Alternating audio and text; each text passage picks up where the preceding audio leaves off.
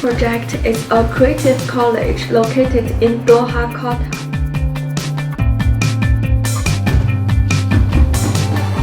It is an international school providing 1,500 students aging from 3 to 18 and coming from 40 nationalities to study here. The goal of this project is to create an inspiring and challenging learning environment with the latest technology, catered to meet the current and future needs of the school. The total set area is 50,000 square meters. Buildable area 45,000 square meters. The building ground floor area 25,000 square meters. Qatar is a country with the highest electricity and water consumption per capita in the world, and one reason is its hot and dry climate. Over 70% of electricity used in household is for cooling, and average water consumption is 300 liters per capita a day. The relative humidity has a range of 70 to 90% throughout the year, and it can change significantly in a few hours. Sandstorms also happen throughout the year. It occurs around 4 to 6 days annually, and as a result, facade cleaning in Doha is not uncommon. Our design concept is to let the building, people, and environment connect with each other in order to provide a strong sense of community experience.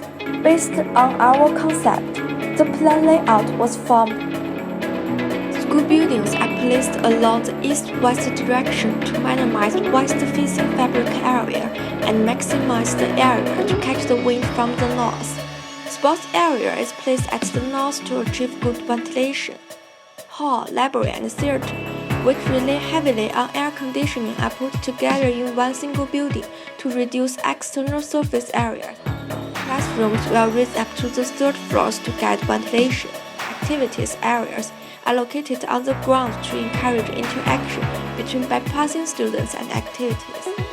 Courtyards are there to provide shading for outdoor activities and protection from sandstorm. This layout provides good ventilation in the courtyards. We design shading to cover the main avenue to improve usability of the area. The shading can also help cooling down the ground, so the ground can act like cooling thermometers and help cool down the incoming wind from the north. And then our plan is formed. This is the plan of ground floor.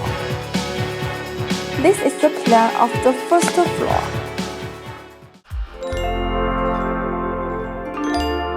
The house building will be a highly insulated and airtight building to minimize heat gain. Airtightness is also important to prevent dust in the air from coming in. Daylight gain is also a concern in this design. For this project, we designed the windows to be tall and narrow.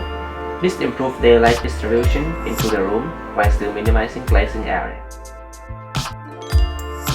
The classroom unit is one of the most essential parts of school building design. It requires reasonable daylight conditions to support the process of teaching, and generally, the cubeboard is used as the shape of classroom. It provides reasonable daylight and available area.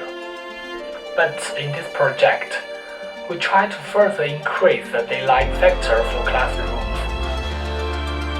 On the other hand, because of the extremely hot climate of Doha, improving the efficiency of cooling system is one of the challenges for the building design.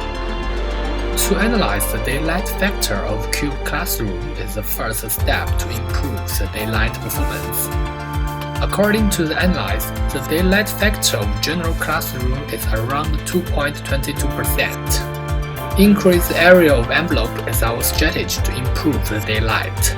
So we turn the south face into a three-phase shape, which may provide more envelope area and further allows more daylight to the classroom. According to the analysis of Ecotech, this change increased the daylight factor to 3.25%. When we use this strategy to the north face, we got the hexagon class unit. Increasing the natural ventilation is another important element. We design a cooling tower which bases on the spec effect. as it could benefit the efficiency of nature ventilation. The conflict between the daylight and the solar heat gain is a vital issue in Doha. So in this case, we design a special shading device for south and southeast face, as it could reduce the glare from southeast face and the solar heat gain. The perforation still allows a considerable amount of daylight for the classroom. The project aims to become the low energy consumption building, with various energy saving strategies implied in the project. For instance, improvement of U value and natural ventilation strategy. The energy use prediction from the simulation show that the total energy consumption can be lower than the latest SCADA standard by 39%.